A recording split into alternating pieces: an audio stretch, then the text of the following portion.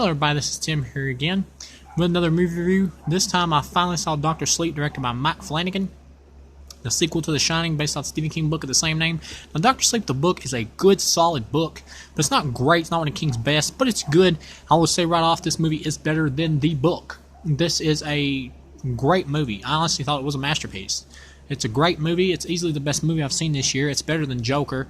I'd give it a solid 4 out of 4. Basically, the plot is it takes place. Beginning of it's kind of a prologue of The Shining, and you got little Danny Torrance who's like learning to lock the ghosts away inside like these little cases in his mind, like trunks, boxes. And you skip to the future, and he's played by Ewan McGregor, who does a great job here. Rebecca Ferguson does a great job as the villain. The villains here are good. They're good villains. The climax of the film takes place back at the Overlook Hotel, which has pretty much been abandoned. In the book, it was blown up. Here, it's just kind of been abandoned, and at the end of it, Ewan McGregor kind of takes the True Knot, which are the vampires, psychic energy-sucking villains, back there. And because they're trying to feed off this little girl, Abra, who he's protecting. And he takes them back there so the ghosts will latch on to her and pretty much kill her. One problem with the film is they don't really give a good enough reason to why he has to really go back to the Overlook Hotel. I mean, he could have just set a trap for this vampire type girl. They set a trap for the other ones in the movie, which was pretty cool because like the girl like walks up to this like blonde haired girl who's like this psychotic feminist chick who keeps taking men out and putting little snake bite marks on their face. They call her like Snakeback Andy or something like that, I believe.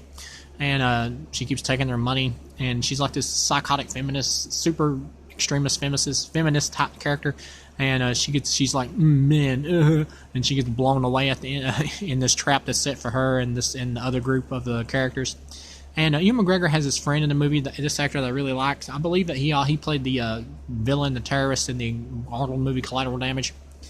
The woman they got in here to play Wendy, like Wendy Torrance, looks identical to Shelley Duvall. The guy they got to play Scatman doesn't look as close, but he does a good job like replicating that Scatman flavor of Scatman Crothers as Halloran.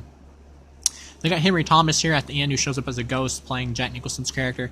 He does a good solid job. He's not great, but he does a good solid job, and they do a really good job making him look like Jack Nicholson in a lot of flashback scenes. They give him like that 80s Jack Nicholson hair, which was really fun. Ewan McGregor dies at the end by blowing up the hotel, sacrificing himself pretty much just like the hotel blew up in the original Shining book. So everything comes full circle. It's a really epic ending, and in the final shot is the girl Abra, who like learns to, the ghosts are still following her, and she learns to lock them inside boxes in her mind as well. Just really well put together, and the score is like this heartbeat sound that keeps playing through the movie, which really reminded me of something like Kubrick would do. I will say this, I read some reviews, like 99% of the reviews for this film, or at least 90%, are all positive, and it got really good critic reviews. But I did see like a 1% negative chain of reviews, and most of them were all reviews saying, this isn't like Kubrick, this doesn't fit with Kubrick, or this isn't Kubrick enough, or this doesn't compare to Kubrick because it's a totally different style. That's what I like about it.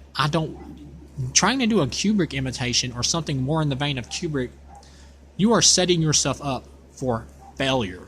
Failure. I would have hated this movie if that was the case.